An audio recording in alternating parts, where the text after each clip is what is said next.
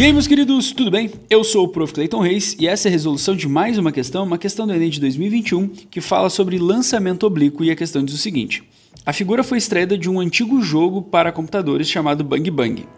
No jogo, dois competidores controlam os canhões A e B, disparando balas alternadamente com o objetivo de atingir o canhão do adversário.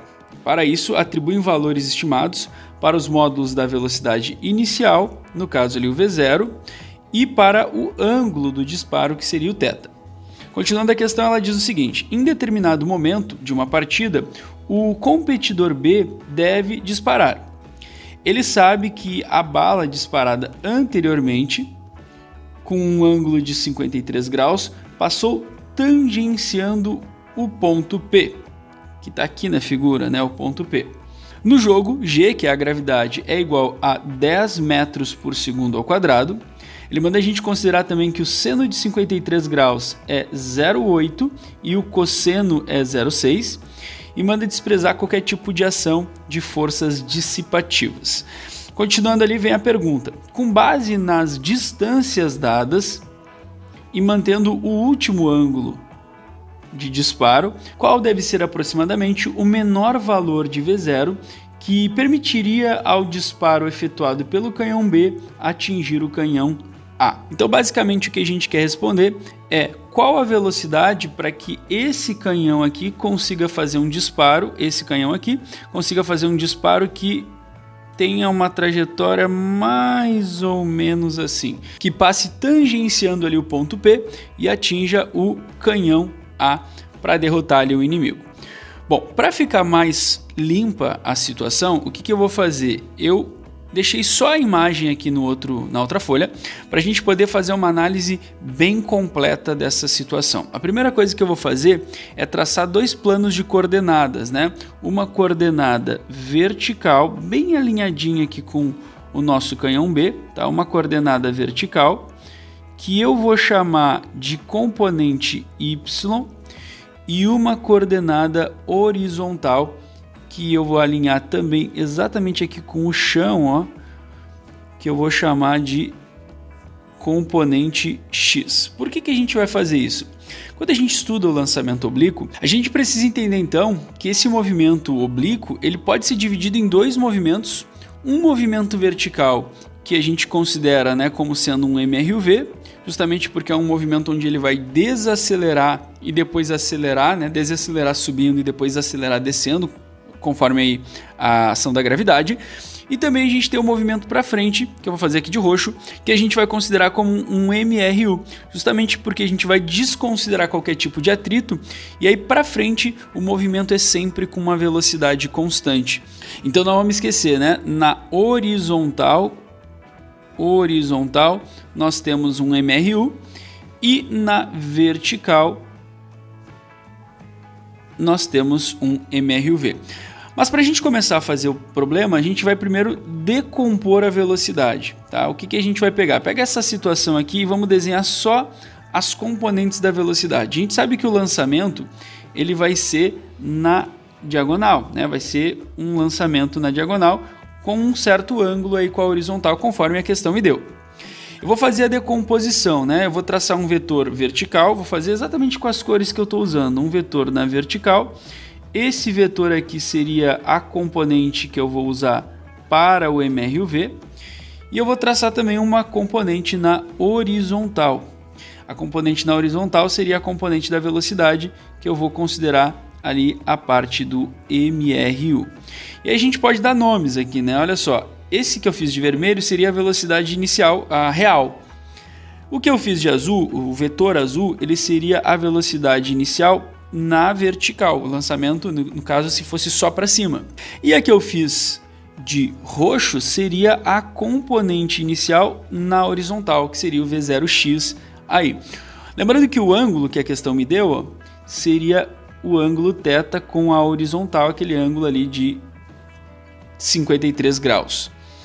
Tu percebe que a gente está formando aí, a gente consegue desenhar aí um triângulo retângulo para poder fazer a decomposição, né? Lembra que num triângulo retângulo, se a gente fosse fazer o desenho, o V0x seria o cateto adjacente ao ângulo, e o V0y seria o cateto oposto, né? A gente poderia desenhar ele, por exemplo, aqui do outro lado, representando ali como se fosse um triângulo retângulo. Fazendo a decomposição então desse vetor, né, velocidade de lançamento, deixa eu só botar isso aqui um pouquinho para o lado para a gente poder ter um pouco mais de espaço. Eu vou aplicar o seguinte, a gente sabe que o que eu fiz de azul, ele seria o cateto, como eu disse, oposto ao ângulo, e o cateto oposto ele se relaciona lá na trigonometria com o seno, então o seno do ângulo é igual ao cateto oposto dividido pela hipotenusa. Se a gente substituir isso dentro do nosso problema, né, a gente sabe que o seno, no caso, é o seno do ângulo, o cateto oposto seria o V0, que eu estou chamando, V0y, que é a velocidade vertical, dividido pela hipotenusa, que é a própria velocidade real. E aí eu posso reescrever essa equação, né, da seguinte maneira, então, que V0 vezes o seno do ângulo é igual ao V0y, seria a forma de escrever, tá? Óbvio que o aluno poderia decorar isso aqui e aí evitar essa parte, né?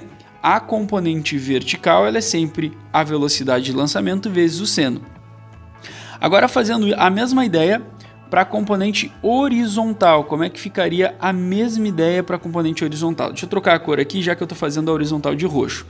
A gente sabe que o V0x ele seria o cateto adjacente ao ângulo, então ficaria cosseno do ângulo é igual ao cateto adjacente dividido pela hipotenusa. Botando aí nos moldes do nosso problema, o cosseno do ângulo é igual ao cateto adjacente seria o V0x dividido pela hipotenusa, que é a velocidade V0, a velocidade real de lançamento. Passando a hipotenusa para o outro lado, né, o V0 ficaria assim, então, V0 vezes o cosseno do ângulo é igual V0x. E aí seria a maneira de calcular a componente horizontal da velocidade. Como eu disse, se o aluno já tivesse isso decorado, pouparia um pouco de tempo, né? A componente horizontal é sempre com o cosseno. Vamos substituir os valores e deixar já mais ou menos pronto, né, o que a gente quer, para a gente não precisar fazer isso depois. Então, o que acontece? Ó? Eu vou botar aqui, ó, V0y é igual V0, que é o que eu quero descobrir, vezes o seno do ângulo. A questão manda eu usar o seno, lá, né, se a gente voltar, a questão manda eu usar o seno como sendo 0,8. Então, beleza, vou usar aqui V0 vezes 0,8. Seria esse o valorzinho da minha velocidade na componente vertical, né, de lançamento. Agora, vou fazer isso para horizontal. Mesma coisa, né? V0x, que é a componente horizontal, é igual à velocidade de lançamento, que eu não sei, vezes o cosseno do ângulo, cosseno de 53, que a questão manda eu usar como sendo 0,6. Então vai ficar cosseno de 53, 0,6. E essa seria a minha componente, então, horizontal para eu poder continuar os cálculos, tá? O que eu fiz aqui, pessoal, foi uma coisa que daria para já ter feito de forma rápida se o aluno tiver decorado ali as fórmulas das decomposições. Caso tu não tenha decorado, teria que fazer primeiro esse trabalho aí de decomposição. Agora que a gente fez a decomposição, a gente pode aplicar as fórmulas e fazer o cálculo da cinemática mesmo do lançamento oblíquo. Vamos lembrar que eu disse o seguinte para vocês, ó, na vertical nós temos um MRUV. E qual a fórmula que a gente vai usar para fazer o cálculo aqui, ó? Equação horária da posição. Posição final é igual a inicial mais a velocidade inicial vezes o tempo mais a aceleração vezes o tempo ao quadrado dividido por 2. Na horizontal, lembra que na horizontal,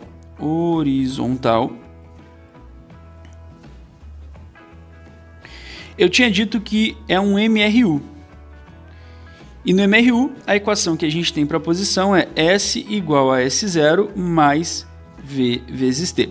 Só que como a gente está adaptando para o lançamento oblíquo, a gente fez a decomposição, a gente tem que entender que esse V0 aqui, ó, ele vai ser o meu V0y, que é a velocidade de lançamento vertical. E esse V aqui, ele vai ser o meu V0x, que é a velocidade de lançamento horizontal da decomposição que eu fiz. Vou botar os valores aqui para a gente poder então já ir trabalhando. Qual é a posição inicial? A posição inicial é onde tudo começa e para os dois a posição inicial vai ser 0. Já a posição final depende de qual parte do movimento eu estou analisando. Na vertical, o que acontece? Ele parte do chão e ele vai parar aqui, ó, exatamente onde está o canhão A. Então ele tem que ter um deslocamento vertical final equivalente a exatamente 35 metros.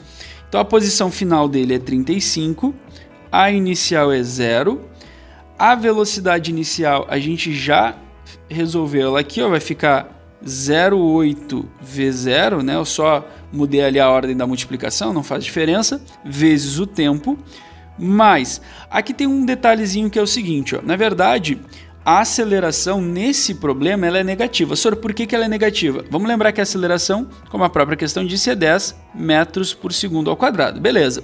Só que o vetor aceleração, ó, ele é para baixo, e o nosso eixo de coordenadas ele é para cima. Significa o quê? Todos os vetores que forem para cima, no caso as velocidades e tudo mais, eles são positivos. Agora, todos os vetores que forem para baixo, eles precisam ser negativos, até porque o corpo ele vai subir desacelerando e depois descer acelerando. Então a gente tem que botar o sinal no momento do lançamento. No momento do lançamento, a velocidade é positiva porque é para cima, a velocidade vertical, mas a aceleração ela tem que ser negativa. Então aqui vai ficar menos 10 vezes t ao quadrado dividido por 2. A gente pode dar até uma adaptada, uma arrumada aqui, vai ficar assim, ó, então 35 igual, esse zero pode sair, vai ficar 0,8 vezes V0 vezes t, menos 10 sobre 2 dá menos 5t ao quadrado. Então aqui a gente já conseguiu achar uma relação. Tá? Tu percebe que nessa relação a gente tem duas incógnitas, que é a velocidade que a gente quer e o tempo. Então a gente precisa de uma outra relação para poder fazer um sisteminha aqui.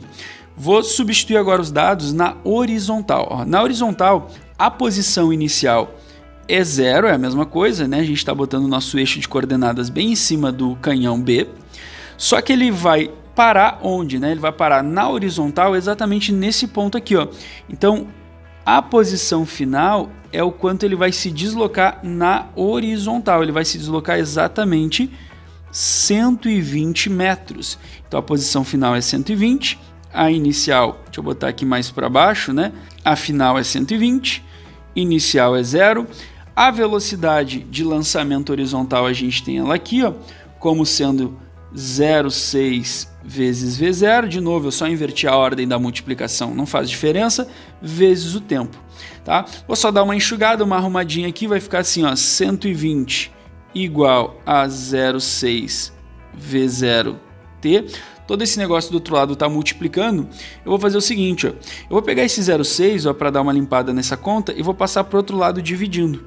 Então vai ficar 120 dividido por 0,6 igual a V0 vezes t. 120 dividido por 0,6 vai dar exatamente 200. 200 é igual a V0 vezes t. E aí aqui a gente acha uma outra relaçãozinha para poder fazer a substituição. Se tu comparar as duas equações que a gente encontrou, as duas estão em funções das mesmas variáveis, que é o tempo e a velocidade de lançamento, onde a gente quer descobrir a velocidade e não quer achar o tempo. Então, uma das formas que tu poderia fazer é pegar essa equação aqui, isolar o tempo, né? Fazer assim, ó, 200 dividido por V0 igual a t, e colocar isso aqui dentro dessa outra equação para fazer as substituições ali, né, do tempo, e ficar tudo em função de V0. Porém, a conta, tu veria que ela ficaria bem complicada porque tu teria que fazer quadrados de outras informações ali, números muito grandes, ficaria um pouco mais demorado, apesar de parecer o caminho mais curto. Então, o que eu aconselho a fazer nesse caso é usar um outro método, que é o seguinte, ó. Se tu olhar com atenção, deixa eu trocar a cor aqui, se tu olhar com atenção, V0t é igual a 200, nessa fórmula. E a gente tem exatamente V0t aqui, ó. Então a gente vai substituir, vai botar no lugar desse V0t exatamente 200 e vai fazer a conta. Certo? Vai ficar então assim, ó. 35 é igual a 0,8 vezes 200 menos 5t ao quadrado. Beleza. Agora vamos terminar essa conta, né? Só, mas a gente vai acabar achando o que aí? O tempo. Só que depois, achando o tempo, a gente consegue jogar de volta nessa equação e achar a velocidade de lançamento, o V0, que é o que a gente quer descobrir. Então, fazendo essa conta, vai ficar assim, ó, 35 é igual a 0,8 vezes 200, vai dar exatamente 160. Menos 5t ao quadrado. E aí, o que eu vou fazer agora? Eu vou fazer o seguinte, ó, eu vou pegar esse 5t ao quadrado negativo, vou passar para o outro lado, ele vai ficar positivo, e eu vou passar esse 35 aqui para o outro lado, subtraindo do 160. Então vai ficar assim, ó, 5t ao quadrado é igual a 160 menos 35.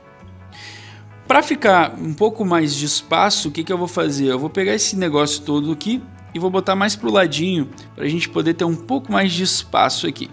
Beleza, agora seguindo a conta aqui em cima, 160 menos 35 a gente vai ver que vai dar 125. Esse 5 vou passar para o outro lado dividindo, já que ele está multiplicando o t ao quadrado. Daí vai ficar então t ao quadrado é igual a 125, que é a subtração, dividido por 5. 125 dividido por 5 vai dar 25. E aquele quadrado a gente joga para o outro lado como uma raiz, achando o tempo então de exatamente 5 segundos. Soro, o que é isso? 5 segundos é o tempo total de deslocamento dessa bala. Então ela sai do canhão B, sobe, passa tangente ao ponto P e depois desce batendo no canhão A.